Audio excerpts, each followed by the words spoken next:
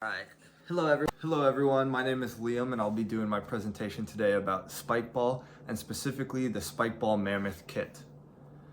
First off, a little bit of history about Spikeball. Spikeball originated in Japan in the 1980s and 90s, and it was popular a little bit in Japan and a little bit in America, but kind of fell out of popularity because of poor equipment and the game would break down a lot.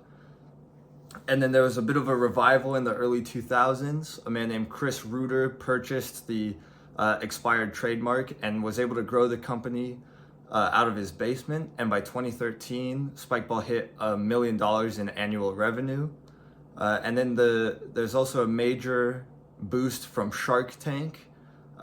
Spikeball did not get any deals on Shark Tank. However, it gave it a huge national exposure and since then, Spikeball is now valued at nearly $50 million.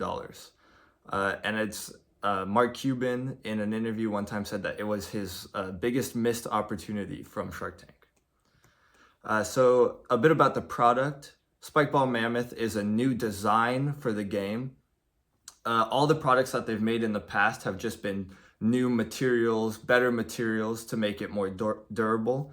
But the Mammoth set is the first time that they really actually changed the design, which changes the way that the game is played slightly. It's a little bit higher off the ground, makes it easier to defend shots, which keeps the game running longer and is able to be marketed to both new and professional players because both sets of people want the games to last longer.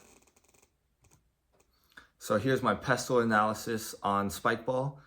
Politically, one trend that's gonna actually help Spikeball Mammoth may be the US tariffs. Spikeball Mammoth is made completely within the US, so if other competitors made outside the US are getting tariffs on them, it would make the value of Spikeball Mammoth go up because they don't have an extra charge on them. An economic trend would be the falling in consumer confidence is gonna hurt higher end products, and within the round net or Spikeball space, Spikeball Mammoth is the most expensive set, and so this lack of confidence will hurt the more premium priced Spikeball Mammoth. Socio-cultural trend would be the rise in esports or gaming in general. There's been a fear that it's going to shrink the traditional sports market, which would affect Spikeball as well. Technologically, there's been advancements in AI, which one will help the marketing for all companies, really, including Spikeball. But then also, Spikeball Mammoth is made completely from recycled materials, and there's actually been improvements in technology using AI to help sort recycled materials, which is going to make it cheaper to make these kits. A legal trend that's going to be hurting, again, many companies, but including Spikeball, would be the possible ban of TikTok. Because it's a major marketing platform for a lot of companies. Spikeball has millions of followers on there and hundreds of millions of views on their content, and losing that social media would be detrimental to their brand and their marketing endeavors. Environmental, Spikeball Mammoth uses recycled plastic, so it's actually a huge help on the environment, getting some of this plastics out of there and giving a green alternative to some of the other kits. All right, here's my SWOT analysis. Just really quickly, a point from each one. Probably the biggest strength of Spikeball Mammoth would be the brand recognition of Spikeball. The sport is actually called round net, but Spikeball is so popular that pretty much everyone calls it Spikeball. One major weakness would be the price point of Spikeball Mammoth. It's almost double the most next expensive set. It's $300, and for a lot of people, it's a new design, so people don't want to necessarily take the risk of $300 for something that they haven't tried before. I think an opportunity, though, on that end would be to get Spikeball Mammoth into schools and into leagues and get it recognized outside of just the more expensive set. One major threat would be it's sensitive to economic downturns because it's the most expensive set. If the economy takes a dive at all, it will be the first one to feel the effects of that. All right, next up is my SB7 framework, which is essentially the hero's journey, but in marketing. So we start with a character or a hero, and that would be the customer in our case. And this hero wants a fun and memorable time with their friends. Now, this hero is going to have a problem. There's going to be a villain or an external and internal issue. The villain in this case would be activities that are not engaging or durable. They would have an external need for a game for their friends and themselves to play. They would have an internal want to be competitive and physical with their friends. Philosophically, they are thinking if they're going to spend a lot of money, they want to make sure that the game is going to be fun and that they can play it for a long time. And they also want to make sure that this money is worth the durability of the product. So after this, they're going to meet a guide, and that's going to be Spikeball itself.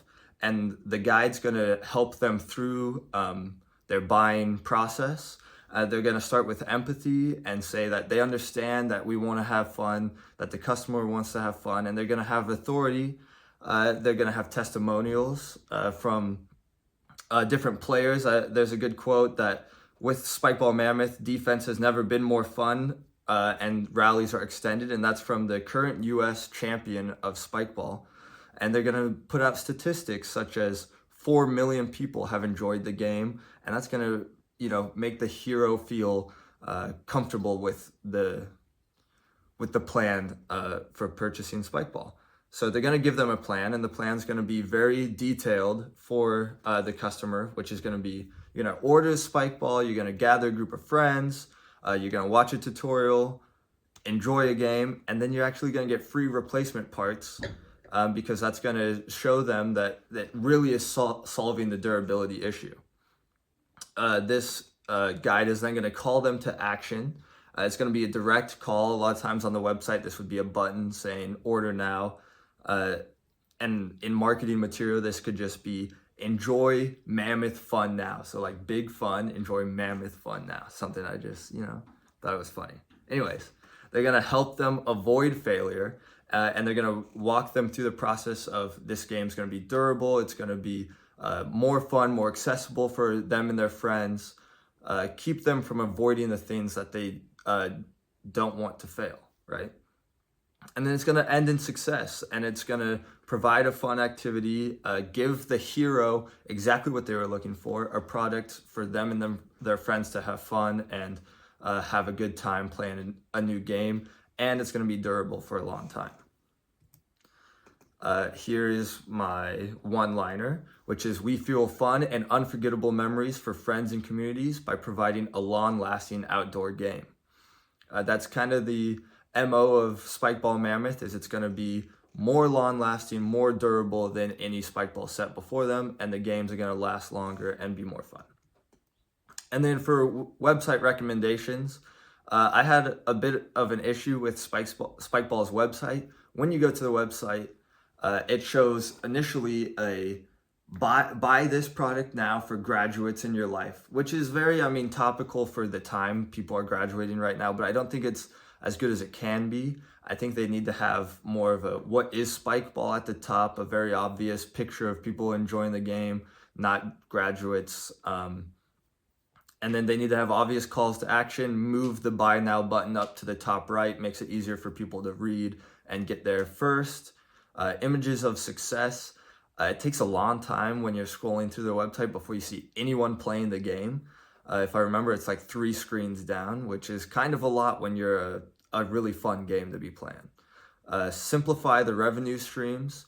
So on their website, they should have 3 different tabs: full kits, spare parts, and accessories. Those are the 3 main things you'd be buying. You don't need every single product. If you go on the website, you scroll down, they just have every product listed, and they just want you to look through all of them, no organization. And then also very few words, which I do think they do well on this website. There's not a ton that they're shoving down your face for you to look at, because no one's going to actually look at it. I just want to scroll and look at the pictures. Anyways, that's my presentation on Spikeball. Here are the references, and you have a good day.